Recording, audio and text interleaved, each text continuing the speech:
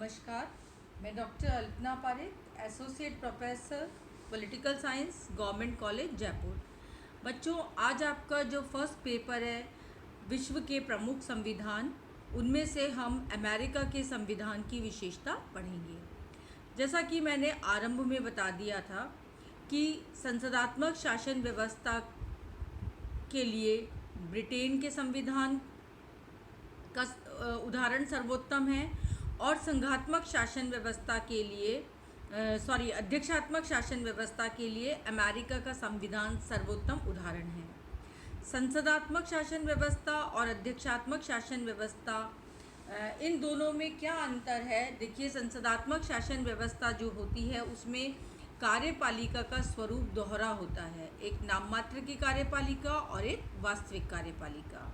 अध्यक्षात्मक शासन व्यवस्था में कार्यपालिका का एक ही रूप होता है, वही वास्तविक होती है, वही औपचारिक या संवैधानिक होती है।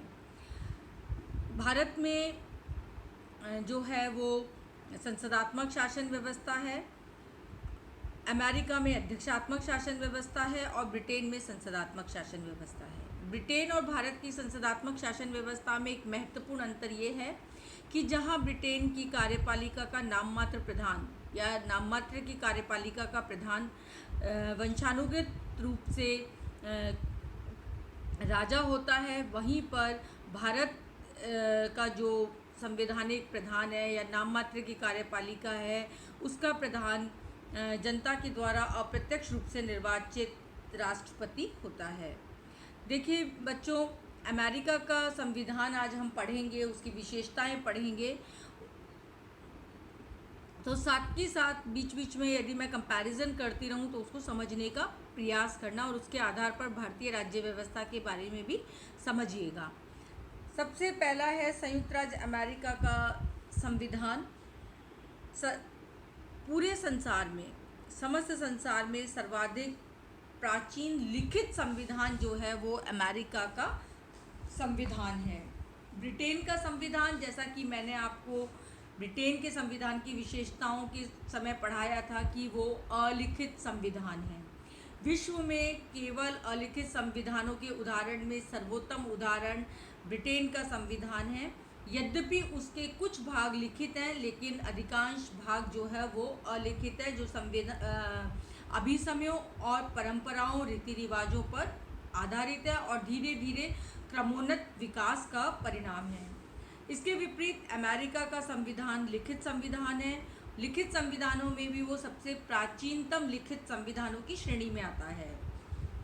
सन 1789 में अमेरिका का संविधान निर्मित किया गया था। मैक्स लर्नर के अनुसार यह संविधान ऐसे सिद्धांतों का समूह है जो शाश्वत रूप से सत्य और सार्वभौमिक रूप से लागू होते हैं। अब हर संविधान की अपनी कुछ विशेषताएं होती हैं। अमेरिकी संविधान की भी अपनी विशेषताएं हैं। पहला है लिखित और संक्षिप्त संविधान। इसके विपरीत यदि हम भारत के संविधान की बात करें तो भारत का संविधान लिखित है किंतु विस्तृत है, व्यापक है। अमेरिकी संविधान में केवल 7 अनुच्छेद हैं और 7 अनुच्छेदों के कारण ये बहुत ही संक्षिप्त संविधान है। लगभग 250-60 वर्षों में इसमें केवल 27 संशोधन हुए हैं और अमेरिकी संविधान को मात्र आधे घंटे में पढ़ा जा सकता है। दूसरी इसकी विशेषता है लौकिक प्रभुसत्ता में विश्वास। संविधान निर्माताओं की लोकतंत्र में पूर्ण आस्था थी। ये जनता की प्रभुता को स्पष्ट रूप से स्वीकार करते हैं। संविधान का आधार जनसत्ता है एवं राज्य की अंतिम शक्ति जनता के हाथों में है। अब्राहम लिंकन ने अमेरिकी सरकार के विषय में कहा कि जनता की सरकार जनता के द्वारा और जनता के लिए सरकार है। इसी परिभाषा को हम प्रजातंत्र की परिभाषा के रूप में भी उपयोग करते हैं। जब हमसे कोई पूछा जाता है कि लोकतंत्र की परिभाषा क्या है, तो हम कहते हैं जनता का, जनता के लिए, जनता द्वारा शासन। ये अब्राहम लिंकन ने अमेरिकी सरकार के लिए कहा था कि अमेरिकी सरकार जनता की है, जनता के द्वारा है और जनता के लिए है। तीसरा है गणतंत्रात्मक शासन व्यवस्था। देखिए, अमेरिका का जो संविधान है वो गणतंत्रीय संविधान है, जैसे कि भारत के संविधान में गणतंत्र की व्यवस्था की गई है, जबकि ब्रिटेन के संविधान में राजतंत्र की व्यवस्था है। गणतंत्रात्मक शासन अर्थात राजा अध्यक्ष एवं शासन का सर्वोच्च अधिकारी राष्ट्रपति। चूँकि अमेरिका में अध्यक्षात्मक शासन व्यवस्था है, इसलिए वहाँ कार्यपालिका का स्वरूप एक ही है, वही संवैधानिक और वही वैधानिक रूप से प्रमुख है। तो अमेरिका का जो राष्ट्रपति है, जो राजा अध्यक्ष है, वो जनता के द्वारा चुने हुए प्रतिनिधियों के द्वारा निर्वाचित किया जाता है। देखिए, अमेरिकी राष्ट्रपति के चयन के लिए एक विशेष प्रक्रिया अपनाई जाती है। पहले एक निर्वाचक मंडल को चुना जाता है और फिर वो निर्वाचक मंडल राष्ट्रपति को चयन करता है। ये आगे हम जब राष्ट्रपति और उसकी निर्वाचन प्रक्रिया पढ़ेंगे उसमें विस्तार से देखेंगे। राज्यों के शासनाध्यक्ष अर्थात गवर्नर भी वहाँ पर निर्वाचित होते हैं, वंशानुगत नहीं। चौथी विशेषता है संविधान की सर्वोच्चता। अमेरिका में संविधान सर्वोच्च कानून है। राष्ट्रपति, कांग्रेस और सर्वोच्च न्यायालय सभी संविधान के अधीन हैं। इसी तरीके से भारत में भी हमने संविधान की सर्वोच्चता को अपनाया है, जबकि ब्रिटेन में जो है संसद की सर्वोच्चता को अपनाया गया है। कठोर संविधान। संविधान कठोर है या लचीला है, किस आधार पर कहते हैं हम? संविधान में संशोधन करने की प्रक्रिया के आधार पर। जिस देश में संविधान में संशोधन आसानी से हो जाता है, अर्थात जिस तरीके से साधारण कानूनों का निर्माण होता है उसी तरीके से संविधान में संशोधन भी हो जाता है, तो वहाँ का संविधान लचीला होता है। जैसे कि ब्रिटेन जो है नम्य और लचीले संविधान के लिए सर्वोत्तम उदाहरण है। अमेरिका का संविधान अनम्य या कठोर संविधान है। क्यों? क्योंकि यहाँ पर संविधान में संशोधन करने के लिए एक विशेष और कठोर प्रक्रिया अपनाई जाती है। इसी के साथ यदि हम भारत के संविधान की बात करें तो भारत का संविधान मिश्रित है, क्योंकि इसके कुछ विषय ऐसे हैं जिन पर संसद के साधारण बहुमत से संशोधन होता है, कुछ विषय ऐसे हैं जिन पर संसद के 2/3 बहुमत से संशोधन किया जाता है, और कुछ ऐसे विषय हैं जिन पर संशोधन करने के लिए कठोर प्रक्रिया अपनाई जाती है, जिनमें संसद के 2/3 सदस्यों के अतिरिक्त आधे से अधिक राज्यों के विधानमंडलों की सहमति की आवश्यकता होती है। तो संविधान में संशोधन करने की प्रक्रिया के आधार पर ये बताया जाता है कि अमुक देश का संविधान लचीला है और अमुक देश का कठोर है। यदि हम अमेरिका के संविधान की बात करें तो वहाँ का संविधान जो है वो अत्यंत कठोर है, क्योंकि संविधान में संशोधन प्रक्रिया अत्यधिक जटिल है। इसीलिए अमेरिका में अब तक इतने सालों से 1789 से लेके अब तक केवल 27 संशोधन हुए हैं। संविधान में संशोधन करने के लिए कांग्रेस यानी कि वहाँ की व्यवस्थापिका, वहाँ की संसद के दोनों सदनों के 2/3 बहुमत से संशोधन का प्रस्ताव पास करना पड़ता है। फिर राज्यों के 3/4 विधानमंडलों को उनके समर्थन की आवश्यकता होती है। छठी जो विशेषता है वो है संघात्मक शासन व्यवस्था। संघात्मक और एकात्मक शासन व्यवस्थाएं, ये बात हमने की थी और हमने देखा था कि ब्रिटेन का जो संविधान है वो एकात्मक संविधान है, भारत का जो संविधान है वो संघात्मक है, किंतु उसमें कुछ तत्व ऐसे हैं जो उसको एकात्मकता की ओर उन्मुख करते हैं। लेकिन अमेरिका के संविधान की बात करें तो वो प्योरली संघात्मक शासन व्यवस्था है। संघात्मक शासन व्यवस्था के लिए ज़रूरी है कि संविधान लिखित हो, शक्तियों का विभाजन हो और स्वतंत्र एवं निष्पक्ष न्यायपालिका हो। अमेरिका में वर्तमान समय में 50 राज्य हैं। इन 50 राज्यों और केंद्र के मध्य शक्तियों का विभाजन किया गया है। इन राज्यों की अपनी सरकारें हैं, अपने संविधान हैं। इसी के साथ साथ अमेरिका में जो शक्ति विभाजन की तरीका है वो है गणना और अवशेष का सिद्धांत। केंद्र सरकार की शक्तियों की गणना कर दी जाती है और अवशेष जो शक्तियां होती है वो राज्य सरकारों को प्रदान की जाती है। अमेरिका के संघीय संविधान में संशोधन में और सीनेट के गठन में भी राज्यों की भागीदारी होती है। 7वां है अध्यक्षात्मक शासन प्रणाली। अध्यक्षात्मक शासन प्रणाली और संसदात्मक शासन प्रणाली। लोकतंत्र में शासन प्रणाली के ये 2 स्वरूप पाए जाते हैं। संसदात्मक शासन प्रणाली वो होती है जहाँ कार्यपालिका का दोहरा स्वरूप होता है। व्यवस्थापिका में से ही कार्यपालिका का गठन होता है। कार्यपालिका अपने कार्यों के प्रति व्यवस्थापिका के प्रति उत्तरदायी रहती है और व्यवस्थापिका में अपना विश्वास मत खो देने पे सरकार जो है वो भंग हो जाती है। अध्यक्षात्मक शासन प्रणाली में ऐसा नहीं होता। कार्यपालिका का स्वरूप एक ही होता है। शासन के तीनों अंग कार्यपालिका, व्यवस्थापिका और न्यायपालिका पृथक पृथक होते हैं। उनकी शक्तियां जो हैं वो अलग अलग होती हैं। ना कार्यपालिका का गठन व्यवस्थापिका में से होता है और ना ही व्यवस्थापिका के प्रति वो उत्तरदायी होती है।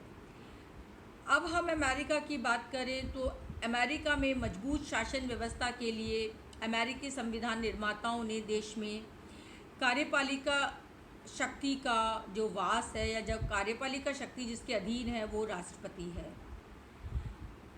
राष्ट्रपति ना तो कांग्रेस के प्रति उत्तरदायी है और ना ही अविश्वास प्रस्ताव के द्वारा राष्ट्रपति को कांग्रेस पदच्युत कर सकती है। राष्ट्रपति 4 वर्ष के लिए चुना जाता है और केवल महाभियोग के अतिरिक्त किसी भी अन्य तरीके से अपने पद से पहले उसे नहीं हटाया जा सकता। अमेरिकी राष्ट्रपति सैद्धांतिक और वास्तविक दोनों ही प्रकार की शक्तियों का उपभोग करता है। दोनों ही शक्तियों का समावेश उसमें है। 8वीं जो विशेषता है वो है न्यायिक सर्वोच्चता। अमेरिका में न्यायपालिका सर्वोच्च है, अर्थात कांग्रेस अथवा राज्य विधानमंडलों द्वारा बनाया गया कोई भी कानून यदि संविधान के विरुद्ध है तो संघीय न्यायालय उसे अवैध घोषित कर सकता है या पुनर्विचार हेतु लौटा सकता है। 9वां है शक्ति पृथकीकरण का सिद्धांत। फ्रांसीसी दार्शनिक मोंटेस्क्यू ने शक्ति पृथकीकरण का सिद्धांत प्रस्तुत किया था और ये शक्ति पृथकीकरण का सिद्धांत शासन की निरंकुशता पर प्रतिबंध लगाने के लिए बताया गया था। इसके अंतर्गत शासन के तीनों अंग कार्यपालिका, व्यवस्थापिका और न्यायपालिका, इनकी तीनों की शक्तियों को पृथक पृथक संस्थाओं को प्रदान की गई और ये कहा गया कि शासन के तीनों अंग अपने अपने अधिकार क्षेत्र के अंतर्गत रहकर कार्य करेंगे और दूसरे अंग के अधिकार क्षेत्र में घुसने की कोशिश नहीं करेंगे। वहाँ पर कार्यपालिका शक्तियाँ राष्ट्रपति को समर्पित है, विधायकी शक्तियाँ कांग्रेस में हैं और न्यायिक शक्तियाँ न्यायपालिका में हैं। शक्ति पृथकीकरण के साथ साथ एक अवरोध और संतुलन का सिद्धांत भी अपनाया गया है। अप्रत्यक्ष रूप से शासन के तीनों अंग एक दूसरे पर इस तरीके से नियंत्रण रखते हैं जिससे कि शासन का कोई भी अंग निरंकुश नहीं बन पाता। नियंत्रण एवं संतुलन का सिद्धांत क्या कहता है कि सरकार के तीनों अंग शक्ति पृथकीकरण सिद्धांत के माध्यम से पूर्णतः पृथक पृथक कर दिए गए, लेकिन वास्तव में यदि उनको पूर्ण रूप से पृथक कर दिया गया तो उनके निरंकुश होने की संभावना बढ़ जाएगी। अतः संबंधों को स्थिर करने के लिए नियंत्रण और संतुलन का सिद्धांत अस्तित्व में लाया गया।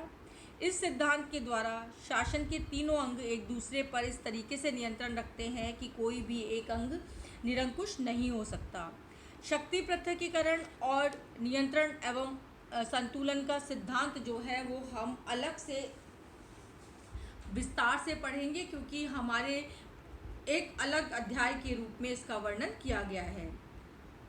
अधिकार पत्र। अमेरिका में व्यक्तियों के अधिकारों को समाहित किया गया है। प्रारंभ में मूल संविधान में ये अधिकार वहाँ के नागरिकों को प्राप्त नहीं थे, किंतु संविधान के प्रथम 10 संशोधनों द्वारा अमेरिका में नागरिकों को मूल अधिकार प्रदान किए गए। ये भी हम एक पृथक अध्याय के रूप में पढ़ेंगे। फिर है दोहरी नागरिकता। अमेरिकी नागरिकों को 2 प्रकार की नागरिकताएं प्राप्त है, एक संयुक्त राज्य अमेरिका की और दूसरी उस राज्य की जिसमें कि वो निवास करता है। देखिए, अमेरिकी संविधान के बारे में आपने पढ़ा, अब आगे हम इसकी विस्तार से चर्चा करेंगे।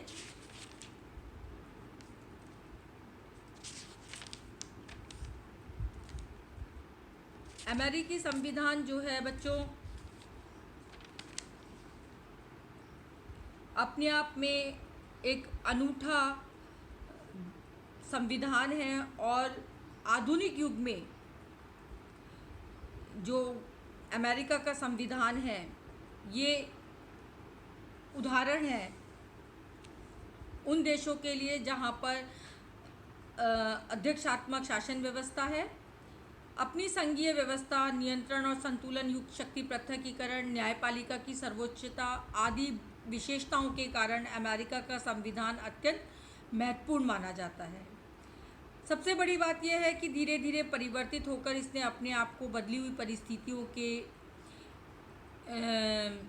लिए पूर्णतः अनुकूल बना लिया है। इसीलिए मुनरो ने लिखा है कि ये संविधान जो है वो सन 1787 का तिथि चिन्हित करते हुए भी शैन्य परिवर्तित, विकसित और नई परिस्थितियों के अनुकूल होता गया है। लॉर्ड ब्राइस ने लिखा है कि अमेरिका का संविधान काफ़ी काट-छाँट के पश्चात भी विश्व के सभी संविधानों से अलग है। ये जनता की आवश्यकताओं के अनुकूल है, ये बहुत ही सरल और संक्षिप्त है और समय की आवश्यकताओं के अनुसार उसकी व्याख्या की जा सकती है। तो अमेरिका का संविधान जो है वो एक अनूठा संविधान है और अमेरिका के संविधान में जो चीज़ें वर्णित हैं उन्हें आगे हम पढ़ेंगे। धन्यवाद बच्चों।